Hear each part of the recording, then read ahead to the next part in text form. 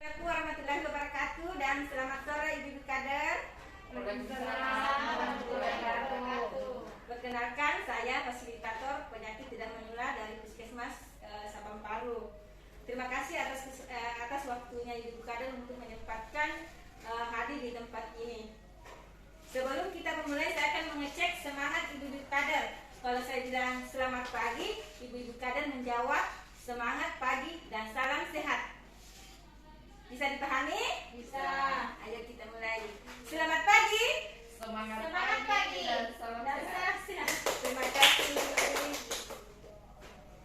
Sebelum kita memulai materi, saya mau bertanya kepada Ibu Kader. Pernah mendengar PTM? Istilah PTM? Tidak.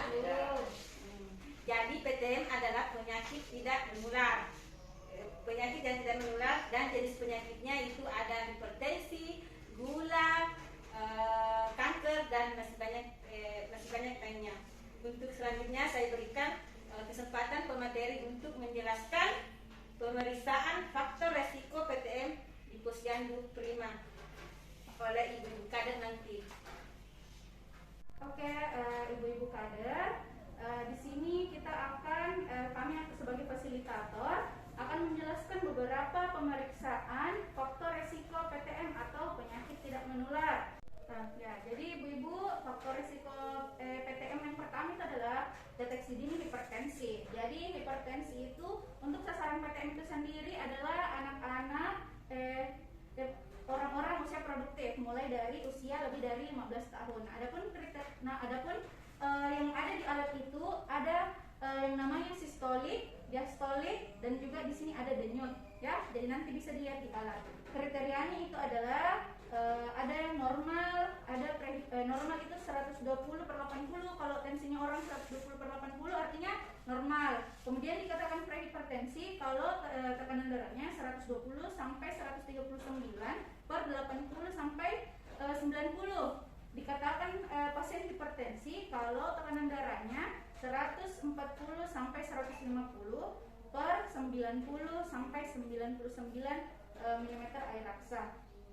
Nah, kemudian bagaimana cara mengukur tekanan darah? Nah, di sini kita menggunakan alat yang namanya sphygmomanometer. Di sini alatnya ada monitornya, kemudian di sini ada manset, ya. Jadi ini alat yang kita gunakan nanti bisa di posdindu. Bisa nanti ibu-ibu gunakan. Nanti kami akan ajarkan cara penggunaannya. Nah, caranya itu pasien duduk dengan posisi yang rileks, kemudian diukur menggunakan alat. Kemudian yang kedua itu deteksi penyakit tidak menular, ada yang namanya diabetes atau bahasa awamnya kita kenal sebagai penyakit gula. Nah, untuk mengetahui seseorang itu gula atau tidak, pertama untuk PTM sasarannya kembali lagi untuk gula itu pasien usia 15 sampai kurang dari 40 tahun dengan ada faktor risiko penyakit tidak menular, misalnya pasien obesitas, kemudian tekanan darahnya tinggi. Nah, kemudian yang kedua sasarannya itu adalah usia lebih dari 40 tahun. Alat pemeriksaannya itu adalah alat pemeriksaan kadar gula darah atau glukometer. Ini mungkin ibu-ibu sudah sering lihat di posdindu, ya. Nah, seperti ini. Biasanya satu alat ini bisa kita gunakan untuk pemeriksaan yang lain juga, gula darah, asam urat, dan juga kolesterol. Tapi di sini glukometer, ada juga glukometer yang biasanya cuma untuk satu saja untuk alat gula darah. Nah, kapan seseorang dikatakan diabetes? Apabila kadar gula darah sewaktu, artinya pasien tidak dipuasakan, kadar gula darahnya itu lebih dari 200. Kemudian dikatakan prediabetes apabila gula darah sewaktunya 140 sampai 199. Normal kalau di bawah 100, ya. Nah, ini adalah alatnya. Ada monitornya. Kemudian harusnya di sini ada blood lancet yang dipakai menusukkan tangan. Kemudian ada strip. Nah, ini adalah alat-alatnya. Ada strip, ada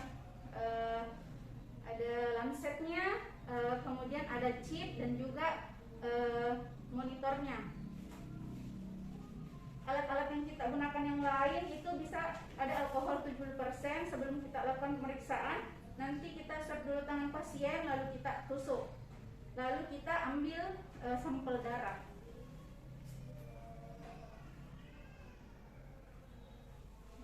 Setelah diambil darahnya, lalu nanti akan muncul nilai di sini.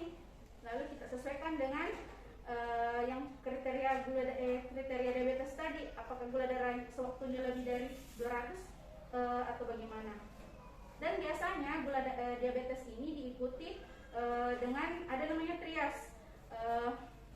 Pasien sering rasanya sering haus, banyak kencing, dan juga selalu lapar, disertai dengan penurunan berat badan dan gula darah sewaktunya lebih dari 200. Biasanya pasien seperti itu kita bisa curigai kalau dia pasien gula atau diabetes. Nah, ini adalah tata cara pemeriksaannya ya. Monitor, dipasangkan strip, kemudian mengambil sampel darah, sebelumnya di swab dulu pakai alkohol, baru kita tusuk pakai lancet atau jarum. Lalu setelah darahnya keluar, kita ambil, simpan di strip, lalu nanti kita baca hasil. Untuk gula darah sewaktu itu macam-macam, biasanya sampai 10 detik sudah keluar hasilnya.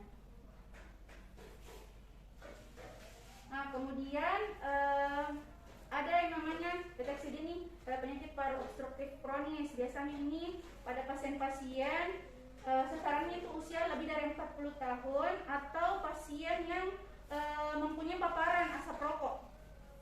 Kemudian ada keluhannya batuk berdahak, sesak nafas, kemudian sudah lama. Nah, untuk mengukur deteksi dini penyakit paru kronis ini ada yang namanya PUMA, kuesioner PUMA, nanti akan diajarkan sesi selanjutnya. Nah, ini adalah kuesioner PUMA-nya. Oke, selanjutnya pemeriksaan kolesterol. Untuk pemeriksaan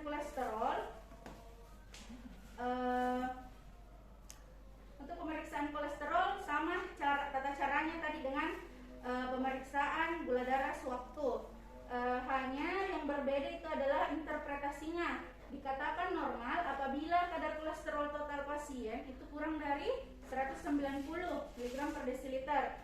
Dikatakan tinggi apabila kadar kolesterol total pasien lebih dari sama dengan 190 mg per desiliter. Untuk cara-caranya sama seperti tadi cara pengambilan. Demikianlah pemaparan materi yang diberikan oleh pemateri. Siapa tahu ibu-ibu kader ada yang belum dimengerti dan dipahami.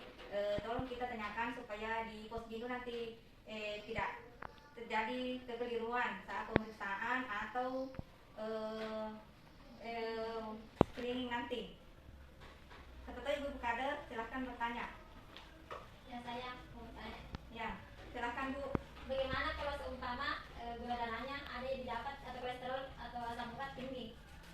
Kalau misalnya ada yang didapat salah satunya tinggi, asam urat, gula sewaktu, kolesterol, sebaiknya kita rujuk ke puskesmas untuk dilakukan pemeriksaan dan pengobatan oleh dokter. Ibu kader yang lain, siapa tahu ada yang mau ditanyakan, silahkan. Tidak ada. Ya, terima kasih banyak. Sebagai pesan penutup, deteksi dini merupakan kunci untuk penemuan dan intervensi dini PTM perlu dilakukan secara rutin dan berkala. Identifikasi kelompok sasaran atau kelompok potensial untuk memudahkan pelaksanaan deteksi dini. Pelatihan 1,5 juta kader posyandu merupakan upaya percepatan deteksi dini, inovasi, integrasi dengan lintas program dan lintas sektor, monitoring dan evaluasi berkala untuk cakupan deteksi dini.